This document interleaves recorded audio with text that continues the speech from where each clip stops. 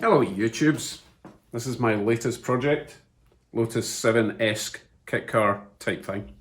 As you can see, mostly metal, which is going to require a lot of metal work and a lot of welding. To make life easier, I got myself one of these little gadgets, sort of magnetic grounding clamp. You just put it on the body wherever you want, or the frame in this case, and then you attach your ground connector there and then remove it when you're done. Jeez.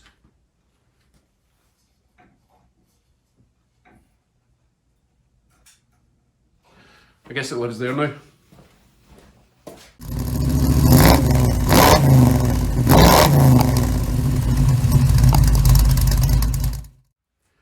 So why should you use one of these magnetic things instead of your traditional crocodile clippy thing?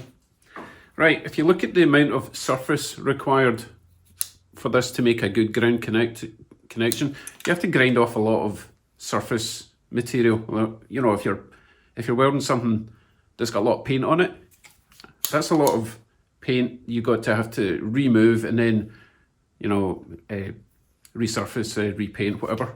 If you look at this little thing, all you have to do is remove a little spot where this makes a connection. These don't make the connection. This has got an insulator bar here. So that's the only thing that makes the connection right there.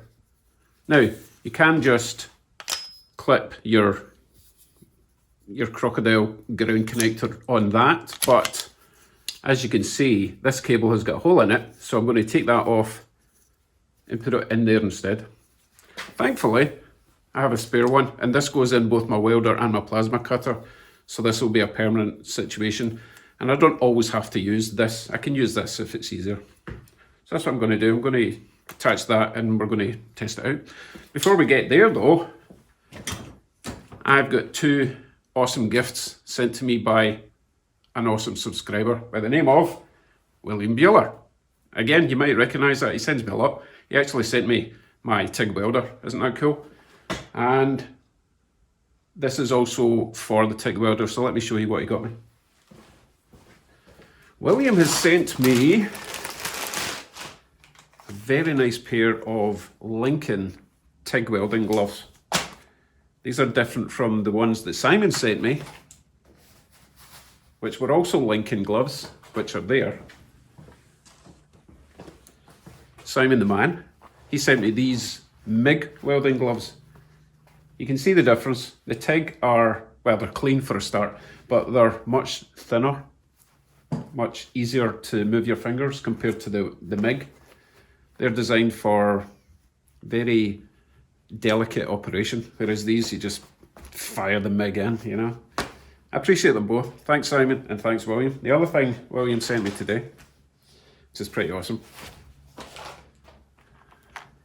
Accessories for the TIG welder. This is a set of little nozzly things and glass cups to make it easier to see what I'm actually welding, which is awesome. And I think I'll try them out today, if I remember how. It's been a while since I welded. Just too cold out here. It's winter, and what with everything being metal, it just freezes you as soon as you touch it. I have been warming up the garage all morning, so no excuses. Let's fire up the welder, try my clamp, try my new stuff, try my new gloves. Right, let's see what we get in this little stubby glass cup kit. First of all, I'm going to remove the old stuff. However, you can see straight away how much shorter that's going to be, and you have the option to change this section to a smaller section or tiny section for those really awkward to get metal parts you need to weld. Right, let's remove this. Pink cap off. I'm not sure what this section's called. It's a sort of locking section that forces itself onto the collet. Straight away I can see the collet is much longer than the ones that come in the kit.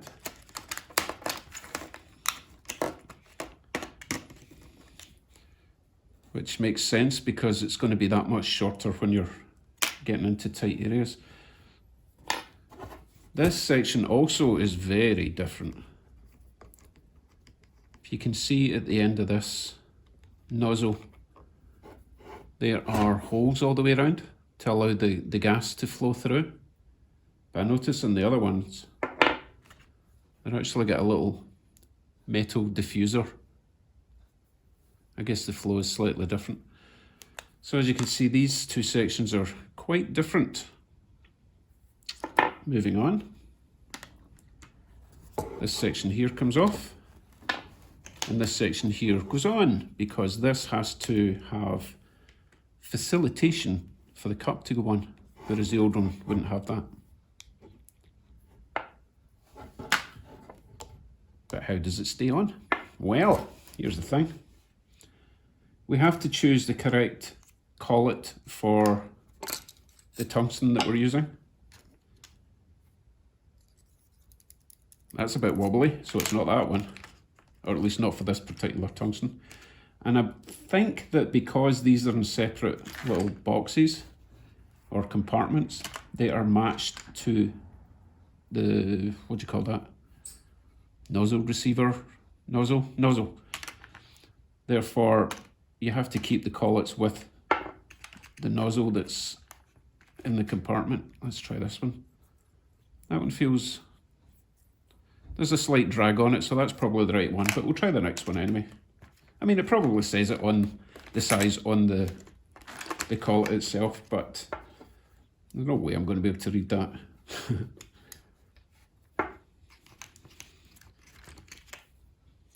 Okay, it's definitely not that one.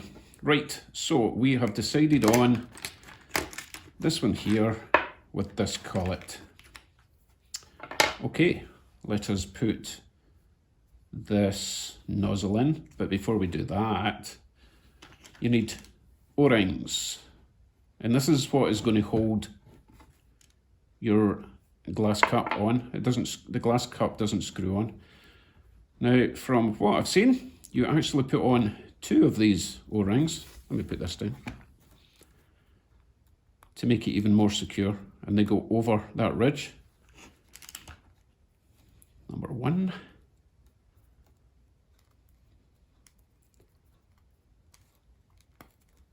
Number 2. Now you're probably thinking, well, why don't they just make one thick O-ring? Because it would be a very strange shape O-ring. I think that's the reasoning for that. So now we can put this in here. It's quite a tight fit against the white plasticky stuff.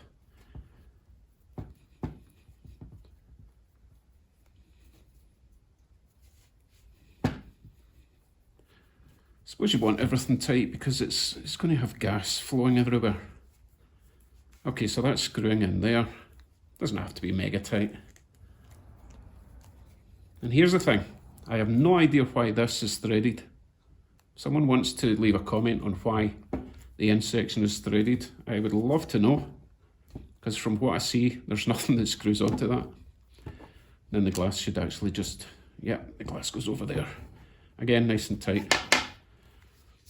All right, now we can put our collet in, that end, tungsten in. Oh, look, you can see just how much more visibility you've got there. And then a round piece. I'm not doing any tight spaces, so I don't need to use the tiny one today.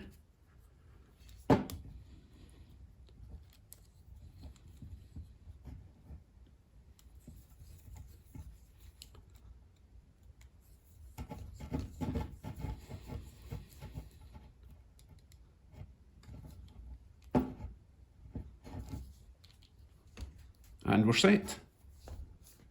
Fairly straightforward once you know what you're doing. Suppose we better clean some metal. Give it a go.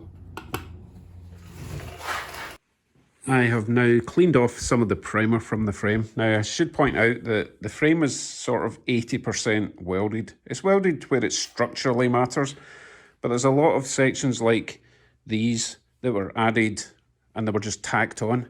I'm going to have to remove these at some point because as you can see in there, There's primer in there, which was obviously to prevent the whole thing from rusting, but I can't weld in there until I remove the paint. And I can't remove the paint easily, so it would be easier just to cut this weld off there and there.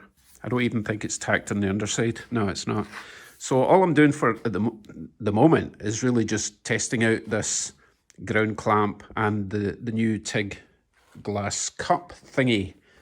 So as I say, I've cleaned this off. I'll try there, and this is all I had to grind off for this. Oh God, the magnet's strong. For this tip here, just has to make contact with that there. Like, oh,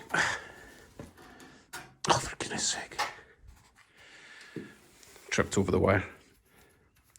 So the magnets will obviously go through the paint, that's not a problem. All I have to do is make sure that that tip there touches that metal. Like so. And then if this was an incident where I had to repaint, then I would only have that tiny section to repair. If we're talking about body panels and that kind of thing. So we've got our ground clamp attached. I've got my nozzle all ready. Just need to find my welding helmet and we'll do a bit of practice.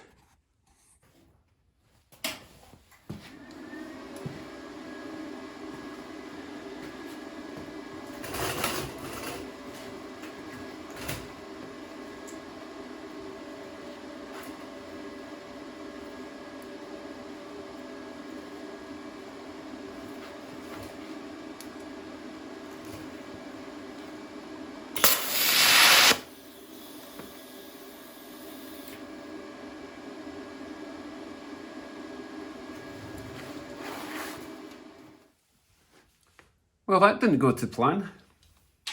Now, I could have just edited this section out and gone, yeah, everything was fine, but this is a real world test, and I'd like to know why that didn't work. It's actually burned away that tip. Now, either it's just garbage or I didn't have a strong enough connection from the tip of this to the surface. And then because you've got the arc, it just burns this away. So I'll try again. I'll clean this off, and these are adjustable for height. So I'll try getting a more solid connection before I give up on this, because if it just burns, then that's pointless. I'm welding this bit instead of that bit. So let me grind that down, clean this off again. We'll try it once more with that, and if that doesn't work, we're going back to the crocodile clip. Right, let's try that again. You guys watch this point here and I'll take care of the welding. If that starts sparking, I'll be stopping again.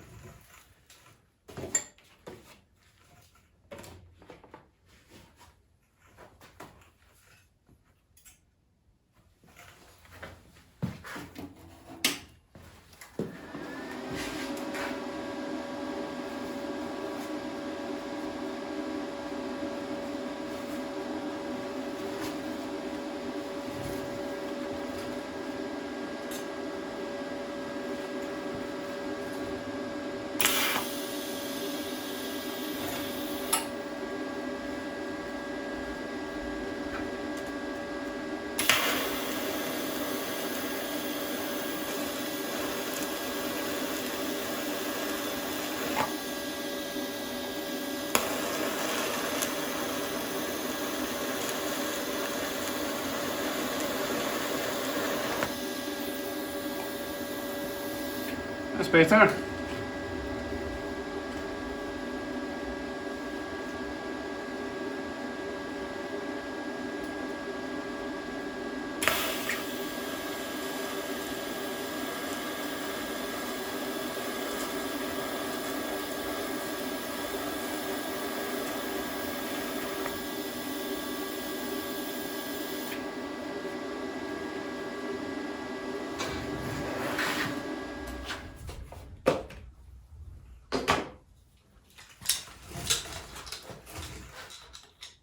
In conclusion then, I need to do a lot of welding practice. I'm pretty new to this. I mean, I'm completely new to the TIG welding, but that's besides the point. Definitely much nicer having the glass cups. You can see more of what you're doing. The magnetic clamp, it works really well if you know how to use it, which I now do. So the most important thing about that is it's more important to have more pressure in the center than having both magnets strong. If anything, it's all right to have a little gap on one side, one of the magnets, because it's constantly trying to push down, and if anything does burn away, it will bring down that magnet even tighter. So that's important. And the gloves are brilliant. I mean, I need to break the gloves in. Any new gloves are going to be a wee bit stiff, but even at that, they were really great. So thank you very much, William, for the gloves and the little glass stubby kit. Glass stubby cup kit. William has a YouTube channel called Solar Garage, which is on there, but he also does, apart from the solar power stuff, he also has a 2500 Hemi RAM, and he's done a lot of work on it recently. I'll put a link up there. Go and check him out. Really good videos. He's a wee bit camera shy. I don't know if that's because, you know, he's just too handsome for the camera or it's a security thing, but really nice videos. Very detailed if you're into the 2500 Hemi 6.2, is it? It's a big one. So check out his channel. I would really appreciate that. Okay, folks, I need to do some more practicing, as I said before, with the welding, because I've got a lot to do, and I really want to get the engine mounts done on this, and then finally rotate this rotary engine and see if it actually turns, or if I'm completely wasting my time with this thing. Hopefully not. Okay, I'll let you see what it looks like outside before we go, because it's absolutely gorgeous, but brutally cold. So take care out there, and I'll see you in a few days, hopefully with a bit of progress. Bye.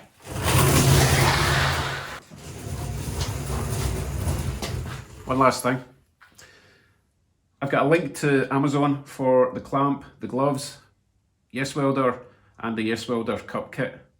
It's a affiliate link. I get like 1 cent if you click on it. Well, if you buy something. Anyway, it helps me out a bit. So if you're considering any of these parts, link below, click, buy. Bye.